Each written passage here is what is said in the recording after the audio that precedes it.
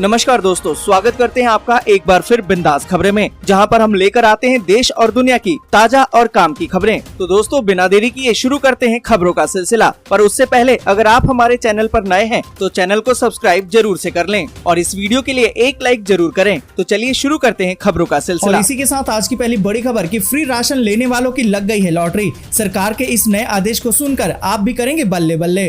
आपको बता दें कि पिछले कुछ दिनों से राशन कार्ड सरेंडर और अनाज वसूली की खबरों ने लोगों को परेशान कर रखा है। अगर आप भी इस तरह से कोई मैसेज पढ़े हैं और इस बात को लेकर कंफ्यूज हैं कि कहीं सरकार आपसे वसूली तो नहीं करेगी, तो अब आप निश्चिंत हो जाएं। दरअसल 2 महीने पहले कई मीडिया रिपोर्ट्स में ये दावा किया गया था कि योगी सरकार की तरफ से अपात्र राशन कार्ड धारकों से कार्ड सरेंडर करवाया जा रहा है और वसूली भी की जा सकती है। साथ ही ऐसे लोगों के खिलाफ कानूनी कार्रवाई भी की जाएगी। सरकार ने इसे लेकर एक बड़ा बयान दिया है। आपको बता दें कि सरकार ने इन अफवाहों पर लगाम देते हुए कहा है कि ये खबर लाभार्थियों के बीच तेजी से फैली है और कई जिलों में राशन कार्ड सरेंडर करने के लिए लोगों की लाइनें तक लग गई हैं। लेकिन सरकार की तरफ से राशन कार्ड को सरेंडर करने या फिर रद्द करने पर कोई आदेश नहीं दिया गया है। और सरकार के इस ताजा आदेश के बाद उन फ्री राशन का लाभ पाने वाले लोगों को अब राहत की सांस मिली है। तो दोस्तों, अगर आपको भी फ्री राशन मिलता है तो कमेंट करके जरूर बताएं। और इसी के साथ अगली बड़ी खबर की पेंशनर के लिए बड़ी खुशखबरी। एनपीएस के तहत मिलेगा गारंटीड रिटर्न। अब सरकार का नया है प्लान। आपको बता दें कि देश के लाखों पेंशनर के लिए एक अच्छी खुशखबरी है। दरअसल पेंशन रेगुलेटर यानी कि पीएफआरडीए नेशनल पेंशन स्कीम यानी कि एनपीएस के तहत मिनिमम अश्योर्ड रिटर्न स्कीम लेकर आने वाला है और इस योजना के पेंशनर को लाभ मिलेगा। आपको बता दें कि पीएफआरडीए के चेयरपर्सन ने बताया कि अभी हम न्यूनतम गारंटी रिटर्न योजना पर काम कर रहे हैं। उन्होंने बताया कि पीएफआरडीए अपने निवेशकों पर महंगाई और रुपए की वैल्यू में गिरावट से जो असर पड़ता है उसको समझती है और उसी के मुताबिक रिटर्न भी देती है। अभी एनपीएस में एक न्यूनतम रिटर्न योजना पर काम चल रहा है। इससे निवेशकों को एक बड़ी राशि मिल सकेगी। साथ ही उन्होंने बताया कि 30 सितंबर से न्यूनतम गारंटी योजना शुरू भी की जा सकती है। और इसी के साथ अगली बड़ी खबर कि इस हफ्ते लगातार 6 दिन बंद रहेंगे बैंक। ब्रांच जाने से पहले चेक कर लें पूरी लिस्ट। आपको बता दें कि अगस्त का महीना शुरू हो गया है। अगस्त में आधे से ज्यादा महीना बैंक बंद रहने वाले हैं और इस महीने कुल 18 दिन बैंक बंद रहने वाले हैं। और इतना ही नहीं, कई छुट्टियां तो लगातार भी पड़ रही हैं। इसी क्रम में इस हफ्ते देश के अलग अलग जगहों पर 6 दिन बैंक बंद रहेंगे। ऐसे में अगर आप अगस्त महीने में बैंक से जुड़ा कोई भी काम करने वाले हैं तो पहले ये खबर जरूर से जान लें। रिजर्व बैंक ऑफ इंडिया यानी कि आरबीआई ने अगस्त 2022 की छुट्टियों की लिस्ट जारी कर दी है। आपको बता दें कि आरबीआई ने बैंक हॉलीडे की लिस्ट जारी कर दी है। इसमें राष्ट्रीय छुट्टियों के अलावा कुछ राज्य विशिष्ट छुट्टियां भी हैं, जिनमें सभी रविवार के साथ साथ महीने के दूसरे और चौथे शनिवार को भी शामिल किया गया है। आपको बता दें कि 8 अगस्त को मुहर्रम है, इस दिन बैंक बंद रहेंगे। 9 अगस्त को भी बैंक बंद रहेगा। वहीं 11 अगस्त को रक्षाबंधन है, इस दिन बैंक बंद रहेंगे। 12 अगस्त को भी कानपुर और लखनऊ में रक्षाबंधन के अवसर पर बैंक बंद रहेगा।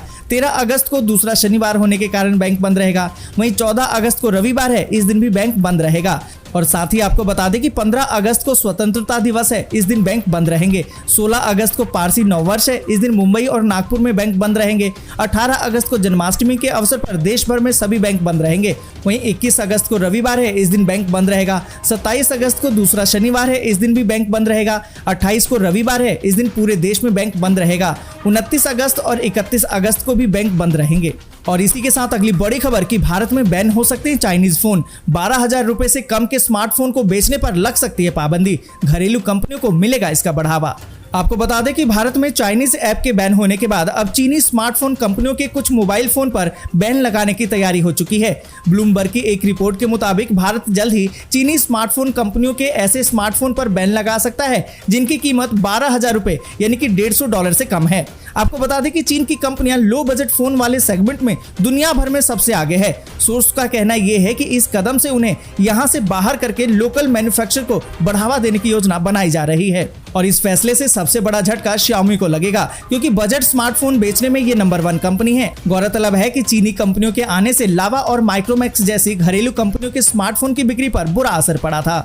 और इसी के साथ अगली बड़ी खबर की कॉमनवेल्थ गेमों में भारत ने हॉकी में रजत पदक के साथ खत्म किया अपना अभियान। इस बार 22 स्वर्ण के साथ कुल 61 पदक। आपको बता दें कि राष्ट्रमंडल खेल यानी कि कॉमनवेल्थ गेम 2022 में भारत ने कुल 61 पदक जीते हैं। इसमें से 22 स्वर्ण पदक हैं, 16 रजत और 23 कांस्य पदक शामिल हैं। हॉकी में रजत पदक के साथ भारत का सफर खत्म हो गया है। इस बार वेट लिफ्टिंग में संकेत सरगर ने पहला पदक दिलाया था, वहीं मीराबाई चानू ने पहला स्वर्ण पदक दिलाया। इसके बाद सभी पहलवानों ने पदक जीतकर इतिहास दोहराया है। बॉक्सिंग और बैडमिंटन में भारतीय खिलाड़ियों ने कमाल कर दिया।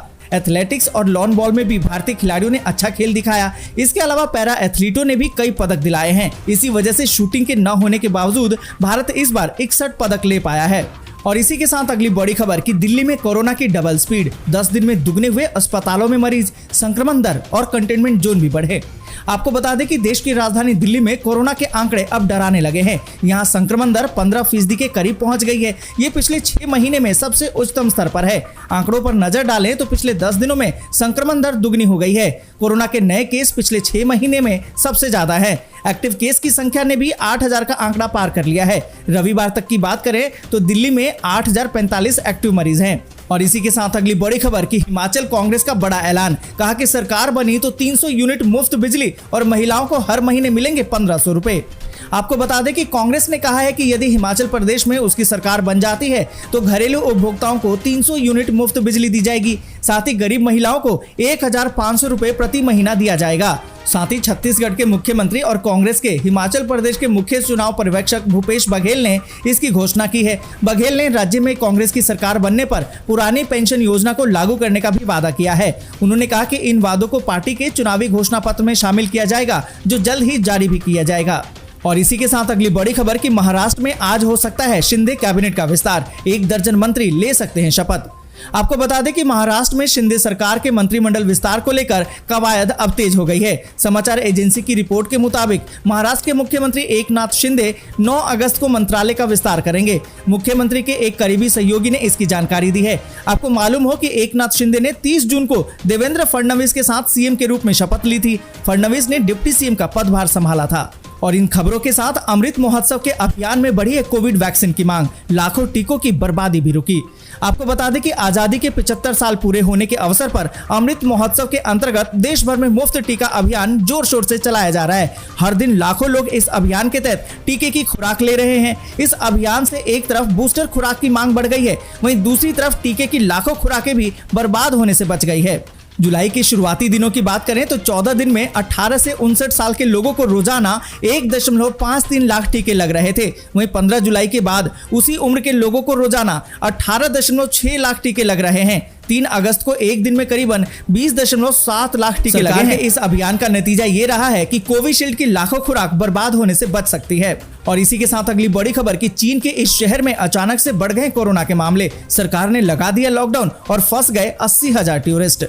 आपको बता दें कि कोरोना का सबसे पहला मामला चीन में सामने आया था, जिसके कुछ दिनों के बाद ही ये वायरस पूरी दुनिया में फैल गया। जो हाल हुआ उससे हम अभी तक सब वाकिफ हैं। हालांकि अब कोरोना का प्रकोप कुछ कम है, लेकिन चीन में चिंता फिर से बढ़ने लगी है। चीन के एक शहर में फिर से कोरोना के मामले आने लगे हैं, जिसके बाद चीनी सरकार ने पूरे शहर में लॉकडाउन लगा दिया है। आपको बता दें कि चीन के रिसोर्ट शहर में कोरोना के बढ़ते मामलों की वजह से अचानक लॉकडाउन लगा दिया गया है, जिस वजह से शहर में 80,000 से ज्यादा टूरिस्ट फंस गए हैं। दरअसल सान्या शहर में रविवार को 423 कोविड के मामले सामने आए, जिसके बाद पूरे शहर में लॉकडाउन लगा दिया गया। अधिकारियों ने कहा है कि अगर टूरिस्ट की 7 दिन में 5 PCR रिपोर्ट नेगेटिव आती है तो वे अपने घर वापस जा सकते हैं। साथ ही कहा कि शहर के सभी होटल टूरिस्टों को 50% छूट दी जाएगी और जब तक कोविड प्रतिबंधों में छूट नहीं दी जाती है। आज के लिए बस यहीं तक। वीडियो आपको अच्छी लगी हो तो लाइक और शेयर जरूर कर दें। अगर अभी तक आपने चैनल को सब्सक्राइब नहीं किया तो सब्सक्राइब जल्दी से कर लें।